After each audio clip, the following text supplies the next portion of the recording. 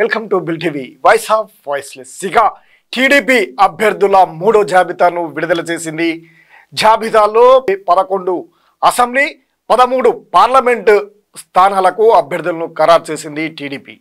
పొత్తులో భాగంగా 144 assembly 17 parliament స్థానాల్లో టీడీపీ పోటీ చేస్తున్న విషయం తెలిసిందే. 5 శాసనసభ 4 ఎంపీ స్థానాలను పెండింగ్లో పెట్టారు టీడీపీ అధినేత నారా చంద్రబాబు నాయుడు. ఇక టీడీపీ అభ్యర్థుల మూడో జాబితా విడుదల అయింది. 11 అసెంబ్లీ స్థానాలతో పాటు 13 పార్లమెంట్ అభ్యర్థులను కూడా జాబితాలో పొందుపరిచారు. ఈ ప్రకటన కూడా ఇప్పుడే విడుదల చేశారు. తాజా సమాచారాన్ని ఎవరెవరు ఏ స్థానాల్లో ఉన్నారో మనం ఒకసారి చూద్దాం. ఇప్పటికే పొత్తుల్లో భాగంగా 144 అసెంబ్లీలో 17 పార్లమెంట్ స్థానాల్లో టీడీపీ పోటీ చేయనున్నటువంటి విషయం విదితమే. దీనిలో భాగంగా ఇదివరకే 128 అసెంబ్లీ స్థానాలను అభ్యర్థులను ప్రకటించింది టీడీపీ. ఇప్పుడు మరో 11 మంది అభ్యర్థులను ఖరారు చేసింది. కాగా మరో 5 శాసనసభ 4 ఎంపీ స్థానాలను పెండింగ్లో పెట్టింది. ఇక్కడ ఉన్నటువంటి పరిస్థితుల ఆధారంగా, సామాజిక కోణాల ఆధారంగా వారిని నియమించడానికి అక్కడ ఉన్నటువంటి బలాలను కూడా పరీక్షించి అభ్యర్థులను ఖరారు చేయడానికి వ్యూహాత్మకంగా ముందుకు కదులుతా ఉన్నారు నారా చంద్రబాబు నాయుడు. ఇక 11 మంది అసెంబ్లీ అభ్యర్థుల ఆ పేర్లను చూద్దాం. ఎక్కడెక్కడ వారి స్థానాలు, పోటీ చేసేటువంటి అభ్యర్థుల పేరును. మొదటగా పలాస నుంచి గౌతు శిరీషను ఎంపిక చేసినారు. ఇక ఈమె సామాజిక వర్గానికి సంబంధించినటువంటి ఇక్కడ పూర్తిగా పట్టున్నటువంటి ఆమెగా గుర్తించి శిరీషకు అవకాశం కల్పించినట్లు తెలుస్తూ ఉంది. ఇక పాతపట్నం మామిడి గోవిందరావును ప్రకటించారు నారా చంద్రబాబు నాయుడు. పాతపట్నంలో ఇక్కడ మామిడి గోవిందరావు కూడా మంచి పట్టుంది. టీడీపీ శ్రేణుల్లో కూడా ఆయనకు మంచి అనుభవం, మంచి సన్నిహిత సంబంధాలు ఉండడంతో గోవిందరావును ఎంపిక చేస్తూ ఆయన అనేక కోణంలో పరిశీలన చేసి ఆయనని అక్కడ అభ్యర్థిగా ప్రకటించారు. ఇక శ్రీకాకుళం గొండు శంకర్ వివాహాత్మకంగా విద్యావంతుడైనటువంటి గుండు శంకర్ను అక్కడ టీడీపీ శ్రేణులు కోరుతుండడం, భారీగా ఆయనకు మద్దతు ఉండడంతో గుండు శంకర్ను ఎంపిక చేసినటువంటి పరిస్థితి. ఇక శృంగవరపు కోటలో కోళ్ళ లలిత కుమారిని ఎంపిక చేయడం జరిగింది. కోళ్ళ లలిత కుమారి గతం నుండి గత కొంతకాలంగా చురుకుగా పాల్గొంటుంది. అనేక టీడీపీ కార్యక్రమాల్లో పాల్గొంటూ ముందుకు వెళుతూ ప్రజాదరణ పొందుతున్నటువంటి లలిత కుమారిని ఎంపిక చేయడం జరిగింది. ఇక కాకినాడ సిటీ 5వ అభ్యర్థిగా కాకినాడ సిటీకి సంబంధించి వనమాడి వెంకటేశ్వరరావును ప్రకటించారు.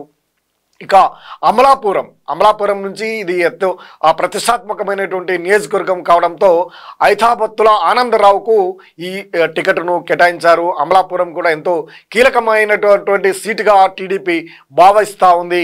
అందుకే ఆచితూచి అక్కడ అభ్యర్థిని నిలిపారు. ఇక పెనమాలూరు ఇది ఎస్సీ నియోజకవర్గము కావడంతో పెనమల్లూరులో ఎస్సీ బోడే ప్రసాద్ను నియమిస్తూ నిర్ణయం తీసుకున్నారు చంద్రబాబు నాయుడు.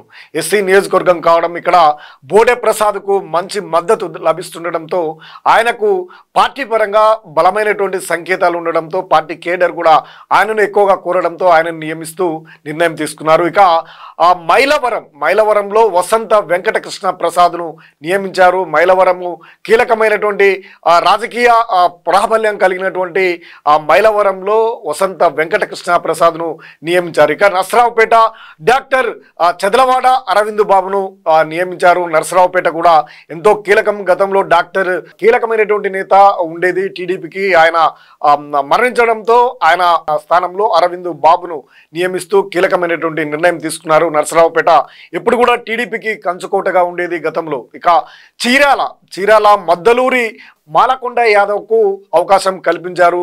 ఇది సామాజిక కోణంలో ఆలోచించి ఇక్కడ చీరాలలో యాదవ సామాజిక వర్గం ఎక్కువ ఉండడం, మాలకొండపై ఎక్కువ కూడా అదే సామాజిక వర్గానికి సంబంధించినటువంటి వారు బలంగా చెప్తుండడంతో ఆయనను ఇక్కడ ఈ స్థానం నుంచి నిలబెట్టారు. మాలకొండ యాదవ సామాజిక వర్గానికి సంబంధించినటువంటి వారిని టీడీపీ బలోపేతం చేస్తుందనే సంకేతాలు ఇస్తూ ఈ నిర్ణయం తీసుకున్నట్లు కనిపిస్తూ ఉంది. ఇక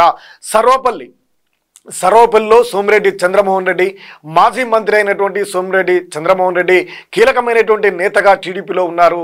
ఆయనకు మరోసారి అవకాశాన్ని సర్వేపల్లి నుంచి కల్పిస్తున్నారు. ఇక 13 మంది పార్లమెంట్ అభ్యర్థుల జాబితాను చూద్దాం. ఇప్పుడు 11 మందికి సంబంధించినటువంటి అసెంబ్లీ నియోజకవర్గాలు కేటాయించింది చూసాం. ఇప్పుడు 13 మంది పార్లమెంట్ అభ్యర్థుల జాబితాను కూడా ప్రకటించారు.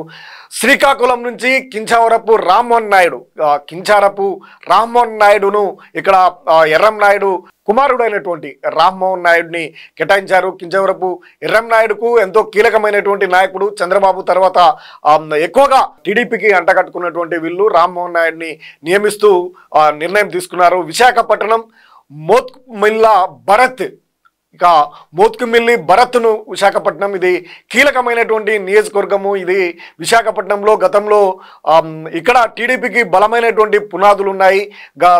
ఇక్కడ బీజేపీ కోరినప్పటికీ విశాఖపట్నంను టీడీపీ తీసుకోవడం జరిగింది. గతంలో కూడా పలుమార్లు టీడీపీ స్థానాన్ని గెలుచుకున్నటువంటి పరిస్థితి.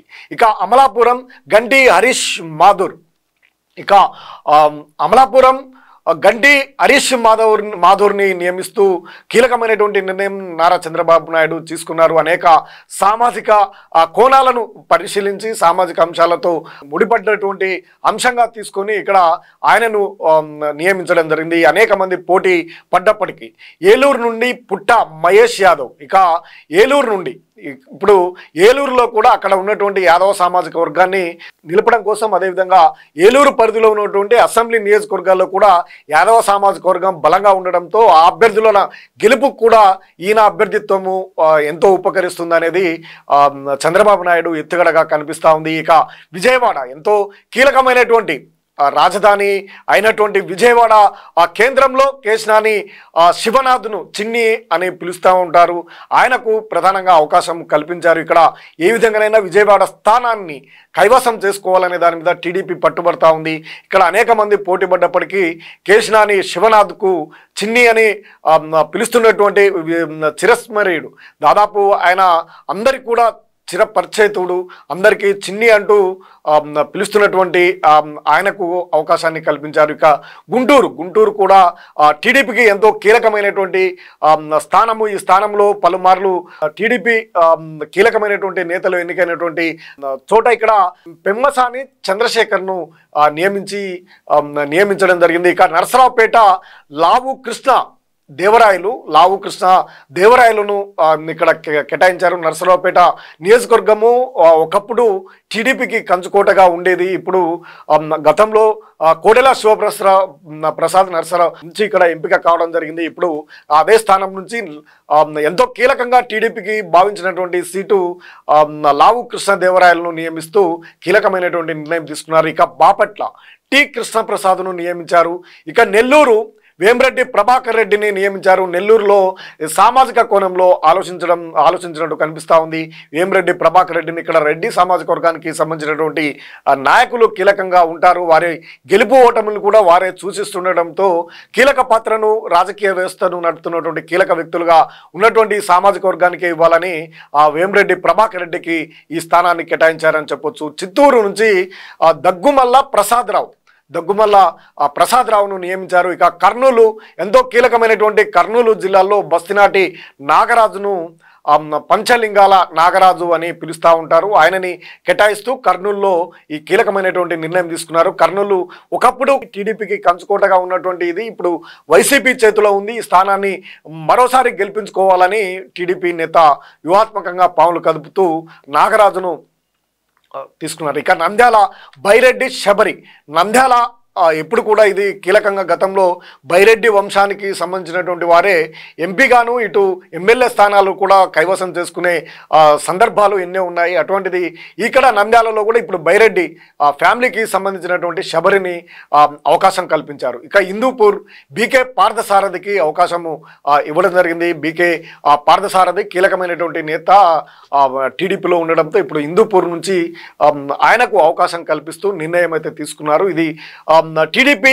వ్యూహాత్మకంగా ముందుకు వెళుతుంది. అధికారమే లక్ష్యంగా సీట్ల కేటాయింపునైతే కేటాయించినటువంటి పరిస్థితి. సామాజిక కోణంలో ఆలోచించి సామాజిక పరమైనటువంటి అందరికీ న్యాయంగా అందరికీ చోటును దక్కించే విధంగా ఈ సీట్ల పంపకాల్లో ఉన్నట్టు కనిపిస్తూ ఉంది. క్షుణ్ణంగా ఆలోచిస్తూ నిర్ణయాలు తీసుకుంటూ నారా చంద్రబాబు నాయుడు సీట్ల కేటాయింపులో కీలక పాత్రను వహిస్తూ ఉన్నారు. సామాజిక అంశాలను ప్రధానంగా తీసుకొని అక్కడ ఉన్నటువంటి తాజా పరిస్థితులు, స్థానికంగా ఉన్నటువంటి ఉన్నటువంటి పరిస్థితుల ఆధారంగా పార్లమెంటు బరిలో ఉన్నటువంటి వారి ప్రభావము అసెంబ్లీ స్థానాలలో కూడా పడే విధంగా అసెంబ్లీ స్థానాలలో ఏ విధంగానైనా గెలవాలనే వ్యూహాత్మకంగా ఆయన ముందుకు కదిలినట్టు ఈ ఎంపిక ద్వారా మనకు తెలుస్తూ ఉంది. మరిన్ని అప్డేట్ కోసం చూస్తూనే ఉండండి bell TV, voice of voiceless. నమస్తే.